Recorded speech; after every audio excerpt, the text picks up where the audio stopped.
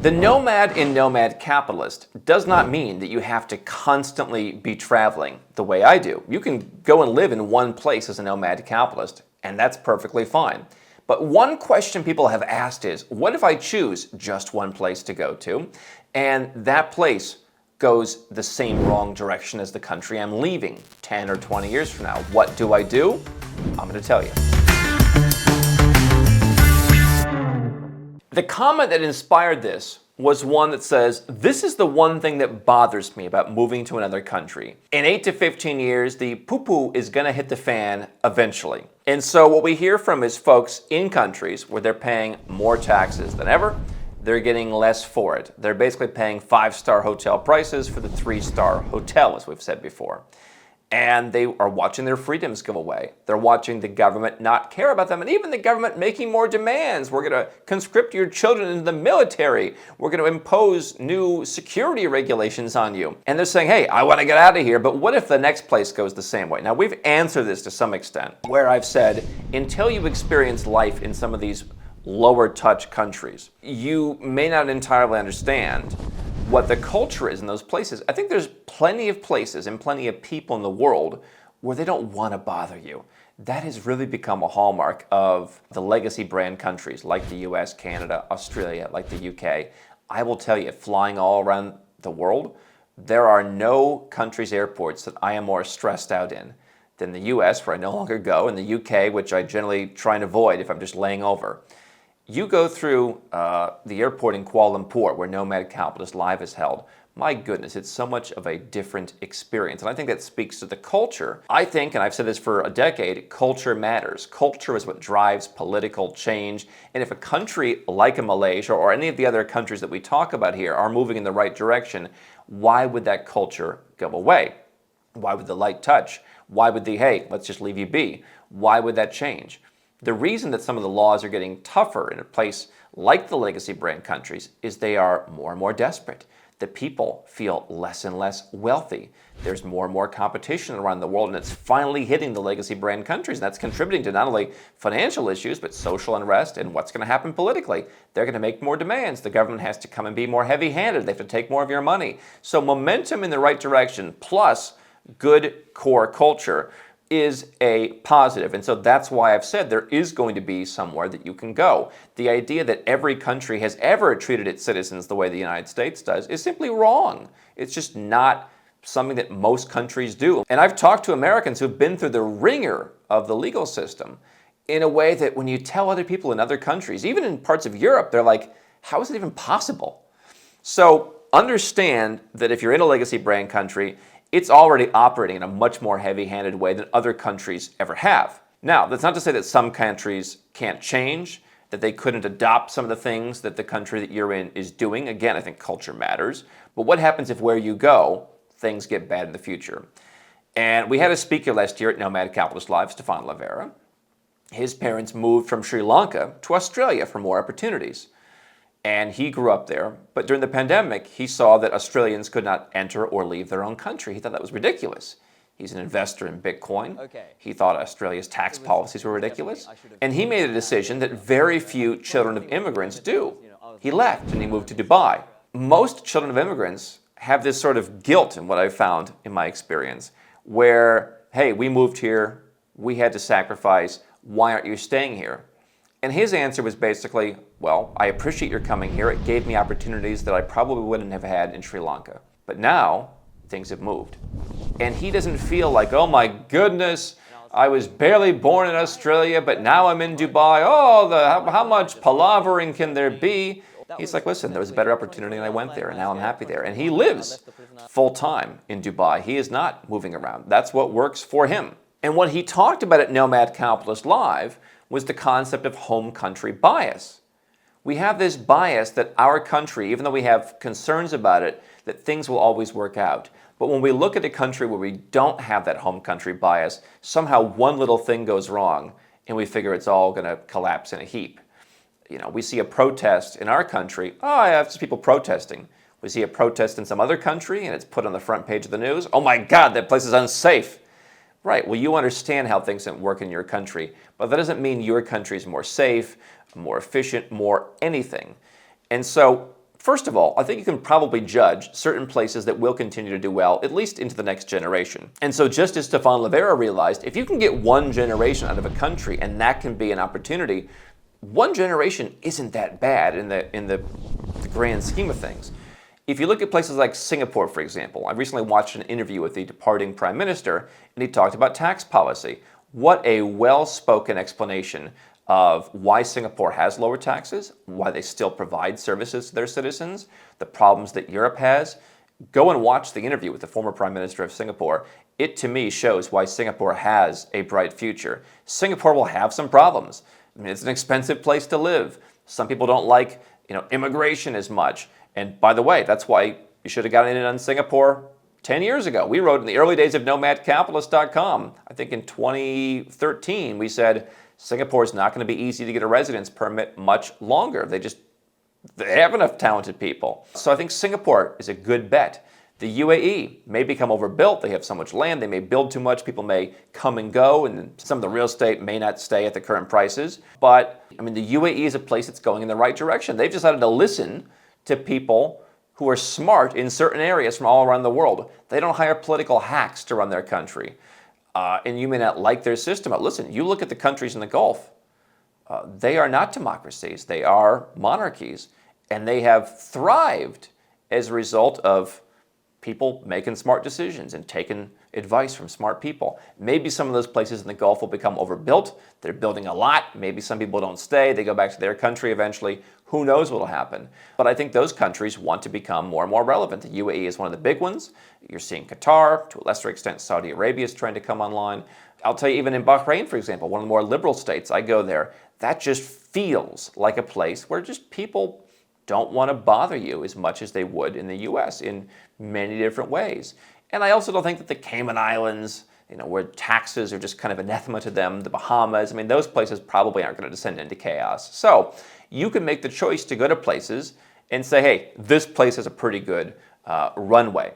Now, I've chosen to diversify into many different places, including some more exotic places where maybe they're not quite as safe or they are more emerging. It's going to be interesting to see which direction they're going to go. But I also have access to places that are very stable and very secure. And so the questions you have to ask yourself are, do you want to live a more adventurous life? Do you want to place a bet or bets on places that may become much better in the future, i.e., do you want to place a bet on Singapore in the 1970s or South Korea in the 1970s? Or, what is that today? Is that El Salvador? Is that Argentina? Is that Serbia? Is that Malta? Any number of places, they could become something to somebody. Do you want to place more of those bets, or do you want to go where it's more certain? And so where someone like Stephan Livera and I may be just a little bit different is I like to diversify into a number of places. I like to place my bets, distribute my capital. There's a whole idea of asset diversification, asset distribution, of having things in different places. And I've done well enough financially by doing that, but I'm not going all in on one place that I believe is rock solid. I'm looking at different places that I can lever between. And so the other question is, do you need to be able to live in one place? For someone who wants to live in one place, they want to raise their family, they don't want to travel around, is probably going to err towards, at least in where they're going to live, the place that they believe best represents their values. And so you can kind of read the tea leaves, and I think you can probably look 10, 20, maybe even an entire number of years into the future and say, okay, what is the trend?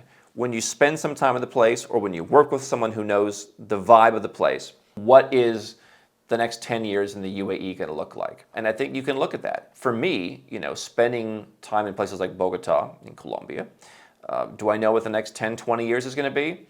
I think that there will be some economic development there. To what level, I don't entirely know. But I believe in one of the largest cities in the Americas, at the crossroads of North and South America. Am I betting that Colombia is going to be the place to live for the rest of my life? No, because I don't live there all but a couple of weeks a year. And so what I'm doing by having different places is, different places that I have fulfill different needs. Colombia is partially a lifestyle place. I just enjoy going to that part of the world. It's a perch for me to evaluate opportunities in South America, both in terms of expanding our company and hiring, and also just seeing what's happening on the ground in that region. It was never a place that I wanted to live full-time. It could if done correctly, become a citizenship, and I think diversification in crazy times in the future, more residence permits, more citizenships when thought out will be a good thing. And so those are the kinds of questions that you have to ask yourself. This idea, though, that you're going to pick one place and it's going to work until the end of time flies in the face of why people came to perhaps your country in the first place. People are still immigrating to the United States. And what's interesting is the people who have immigrated more recently, the ones that I talk to, increasingly regret it. They say, I thought it was going to be great, but it's turning into where I came from. They came from places in Eastern Europe or Latin America. They say, hey, you're doing more of the stuff here that was the banana republic I left. And that's why you're seeing, when we had Max Kaiser at Nomad Capitalist Live, he said, we're in El Salvador. We see Salvadorians moving back because of the opportunities being created. Mexicans have been moving back to Mexico for years. People are moving back to places like Eastern Europe. I've been in Serbia. Americans are moving back. There are always going to be people who want maybe even just the name brand of the U.S. and the sophistication. And hey, look at me, friends. I live in the U.S. now. I live in the U.K. But a lot of folks are moving back. Those are the ones who have lived there for a shorter period of time. The folks like my ancestors, they find it harder because, hey, we've been here for 100, 150, 200 years. Why should we move? Well, 150 years is one hell of a good run. But you have to call the run eventually. And this idea that you're never going to move, I think people have, where are you going to run to next? I'm not running anywhere. I'm finding places that suit where I'm at. And quite frankly, do you go into a relationship with someone and then try and change them to become the person that you want? Or do you find the person who already dresses and talks and acts and does the things, has the hobbies that you want and that complements you, and you make a life with them? The first one's kind of toxic, getting in and saying like, hey, if you only changed your personality, hey, if you did that differently, who would do that? And that's what you're trying to do when you stay in a country that no longer represents your values because you don't want to always be moving. My plan, very simply, is you want to have multiple backups. And that's what people told this commenter, is have residence permits in multiple countries. And I would say, beyond that, be comfortable there. Another reason that I check in Colombia every once in a while is it's a condition of the residence permit if I want to keep it and if I want to progress towards the next level. But I want to make sure that I'm comfortable there. You drop me in Bogota, and it's like I never left. I know where to go. Any of the places where I spend time or have homes, you just drop me there, and it's like I was gone for a day, even if I was gone for a year or two. And that means that, for example, when the pandemic was going on, I was in Malaysia in 2020. It reopened, I believe, before Florida did. But in 2021, it got difficult again. But I had already left Malaysia. I was in Serbia, and that was relatively flexible. And then I went to Colombia and lived in the house there, and I got things set up. And so therefore, because I had spent time in the city before, it wasn't like, oh my goodness, something terrible is happening. I need a place to go. Let's go to that place that I don't know how things work. I knew how things worked to some level. And by spending 4.5 months there in 2021, I expanded my knowledge that. So you don't just want to have multiple residence permits and multiple citizenships. You want to get comfortable with going to some of those places. But the lesson here is things don't stay the same. There is a level of impermanence to life, and that makes human beings uncomfortable. But whether we like it or not, things are going to change. People who wrap themselves in the flag as their main source of identity as a human being think that I hate the US or the West because I talk about the shortcomings that most people don't talk about. And the fact that someone shines a light on things that are actually true doesn't mean they hate it. But I think that it's very uncomfortable for folks to realize, oh my God, if there's a problem that I've been sweeping under the rug, maybe I have to do something to solve the problem. I don't want to do something to solve the problem. And what I've gotten over in my life is the comfort of saying, number one, I don't have to have a sense of nostalgia. I like to live in the moment.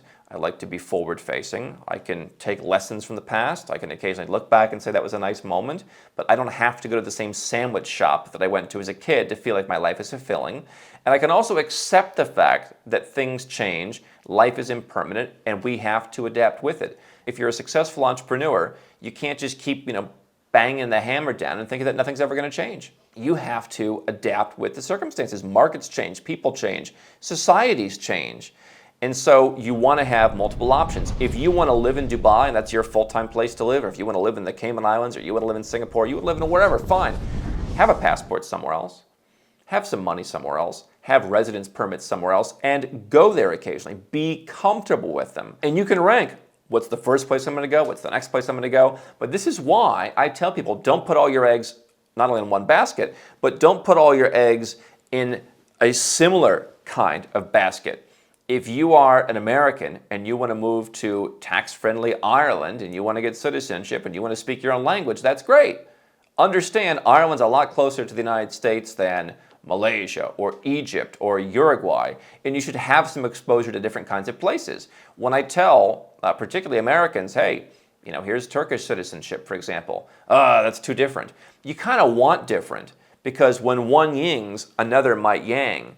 And I think that you want to be distributed. Take a moment to think about the consequences of whatever residence and citizenships you get, no doubt. That's one thing that we help people do here at Nomad Capitalist. We go through a whole holistic plan where we try and put everything on the table as one big picture and figure it all out with a network of hundreds of lawyers and real estate agents and accountants and tax lawyers around the world. You can go to nomadcapitalist.com/apply and learn how we can help you as our client go through what I believe is the most holistic service that I created for my own benefit. The service that I wish existed when I started this would have saved me a heck of a lot of time. But you can learn how we help people. We want you to have different options. We're not going to force you to do anything you don't want, but we want you to have different, distinct options. And so nothing wrong with saying, hey, Dubai, I think that's going to work for the next generation. But just in case, I've got this residence permit in Uruguay, and I've spent at least a couple weeks going there, and I know what it looks like. And I know that if something happened, I wouldn't be afraid to go there again because I've gone through immigration. I've gone around the city. I know a little bit what people are like. Singapore once was a mess. It was a backwater. The people who moved there early, they got an incredible deal. Now you need millions of dollars, or you have to start a really great business to move to Singapore. You're not going to have a 100% chance of picking the next Singapore. So stack them up, just like a stock. You're going to make your bets, and some of them are going to work out. And you can either keep or liquidate the losers, but you will have a number of options in your back pocket. So if you make investments that pay off, there's plenty of residence permits and citizenships that are affordable, or you can just diversify some of your money. You can show you have money. This is what you want to do to be diversified. And what's funny to me is that when I hear people in the US they moved to Florida to get away from somewhere else. Now they're moving to the Carolinas because that's the new in place. People look at that a lot less skeptically than they do moving between different countries. For me, it's become second nature just to move between different countries. And even within a year, the levers may change from a lifestyle perspective, from a tax perspective, from a freedom perspective. The levers may go up and down in the course of a year or a decade or a generation. The ability to move those levers is what makes the difference. The ability to say, hey, there's a pandemic. This place that I love isn't as friendly. I'm going to lever that one down. I'm going to lever this one up. That's what you want is levers. And I'm not saying you have to move to all these different places, but I'm saying you want to have the option with residence permits, citizenships. That's what you want to do. It's what we help our clients do. You can learn at nomadcapitalist.com/apply. But you always want to have options, and you always want to understand that we don't control the world we live in. It does not bend to our will. We must adapt to it. I want to be free. I want to be prosperous. I want to be happy. And I think if you follow this advice, you'll be a lot more of those three things.